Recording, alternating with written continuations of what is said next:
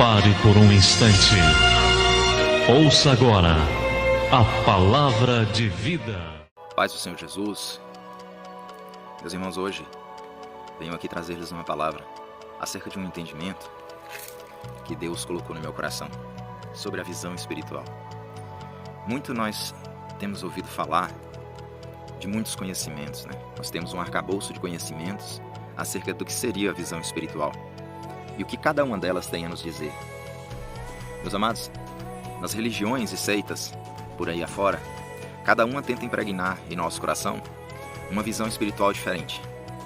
Uma sequência de fatos, uma sequência de entendimentos que muitas vezes nos tira a oportunidade da visão espiritual e nos congrui à cegueira espiritual.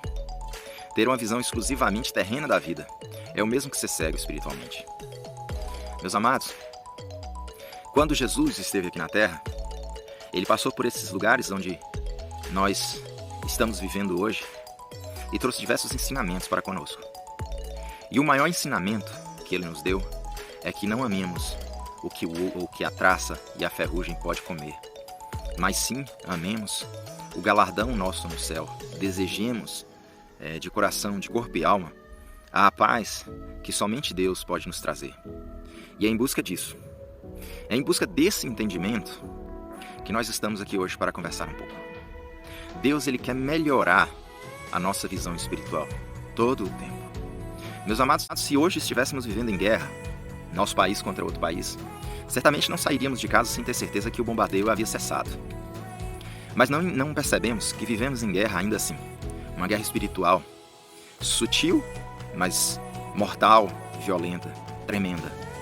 Essa guerra espiritual, entre o bem e o mal, tenta nos puxar, de certa forma, muito para esse falho entendimento, de que somente a visão humana, ela é suficiente. Quando paramos para refletir e pensar, o que eu estou fazendo aqui?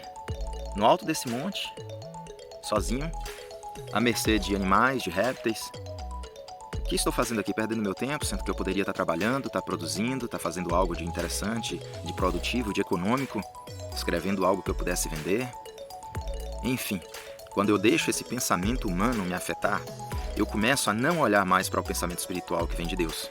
Eu começo a não crer mais que o poder de Deus, ele pode me proteger e me, de certa forma, amparar em todos os momentos do meu dia a dia. Então eu estou largado à própria sorte.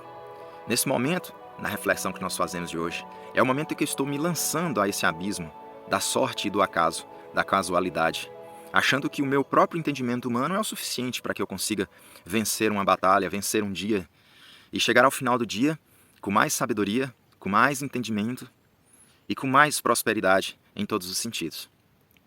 Mas Deus, Ele quer nos abrir uma visão espiritual de um entendimento mudado. Deus, Ele quer que tenhamos um significado aqui nesta vida. Deus quer que nós, através do nosso livre-arbítrio, através da nossa vontade, ou através da dor para os escolhidos, que vejamos através da mácula dos nossos olhos, que enxerguemos a vibração espiritual que cada planta dessa emite, que cada paisagem dessa dá, e que entendamos que por trás disso tudo há um Deus poderosíssimo, que criou todas essas coisas, e que nos deu essa terra para o nosso aperfeiçoamento, que nos deu essa terra para que possamos nela viver, prosperar, mas aprender acima de tudo. O que seria de nós se não fôssemos seres pensantes e evolutivos? Seríamos como os animais? Não teria sentido a nossa vida. Pois bem, como um cego caminhamos apalpando o muro, teatando como quem não tem olhos. Ao meio-dia tropeçamos como se fosse noite, entre os fortes somos como os mortos. Isaías 59:10. No Evangelho de João, no capítulo 9, encontramos uma interessante história sobre a essência da visão espiritual. É a resolução do problema do pecado, da cegueira espiritual. Ela ensina-nos que tudo gira em torno do conhecimento que Jesus é que cremos nele. Essa passagem narra um episódio no qual Jesus curou um cego de nascença. Ele era completamente desconhecido, que alguma vez um adulto que nunca tivesse enxergado antes pudesse ver. Isso deveria ter maravilhado todos, porque era uma forte evidência de que ele era filho de Deus. Mas os religiosos daquele tempo não queriam enxergar essa verdade. O que nós temos que entender é que Deus não precisa nos provar nada. Só pelo único fato de estarmos vivos, de estarmos respirando, de acordarmos todas as manhãs, já é uma prova de que Deus nos ama e de que Ele existe. É uma prova de que oportunidade, mais uma, de 365 vezes ao ano, de fazer a diferença, de ter um novo entendimento.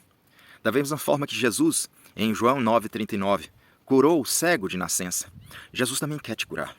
Jesus também quer abrir os teus olhos e te mostrar tanto as bênçãos que Ele tem para você, mas Ele também quer te mostrar os perigos que tu corres sem procurar uma vida com Ele, sem procurar uma vida com Deus e seguindo os ensinamentos dEle. Porque, meu amado, a cegueira espiritual é como a cegueira dos fariseus, aqueles líderes religiosos, tão descrentes, que duvidavam de Jesus Cristo. Eles acreditavam que somente através do conhecimento deles, através do conhecimento herdado deles, é que nós poderíamos alcançar a glória da perfeição. Mas apesar de todo o conhecimento que eles tinham da delicada lei de Deus, aqueles homens eram verdadeiros cegos da história. Tendo a luz à sua frente, preferiam permanecer na escuridão. E muitas vezes nós devemos tomar cuidado para que nós não sejamos assim como os fariseus. Porque muitas vezes temos a oportunidade de abrir os nossos olhos espirituais, mas negamos. Porque a carne, muitas vezes, ela grita e ela nos puxa para sucumbirmos à nossa própria força espiritual. E por não querer, não por oportunidades, mas por não querer, relutamos a não aprender, a não abrir os nossos olhos, porque nos negamos a acordar às madrugadas e orar, nos negamos a falar com Deus, nos negamos a subir aos montes, a nos retocar da humanidade no meio da natureza e pedir a resposta de Deus às nossas aflições, aos nossos temores.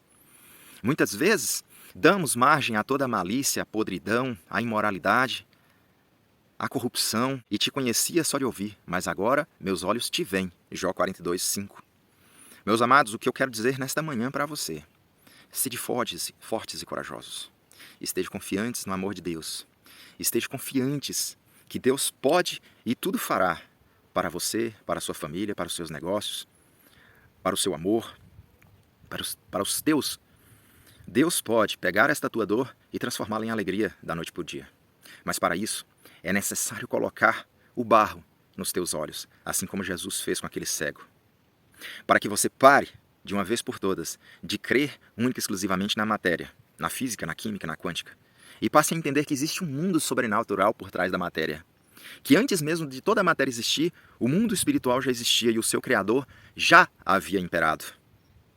Então, meus amados, eu quero desejar a você que Deus possa lhe abençoar ricamente, que Deus possa fazer de ti homens e mulheres, guerreiras valorosas, perseguidoras de Cristo, que leve a ideologia de Cristo por onde quer que vá, e que sejam, de uma vez por todas, de hoje em diante, para todos sempre, graciados pela graça, agraciados pelo amor de Deus, que não lhe falte mais nada, e que sobra sempre na tua vida muita luz, muita paz, muito entendimento.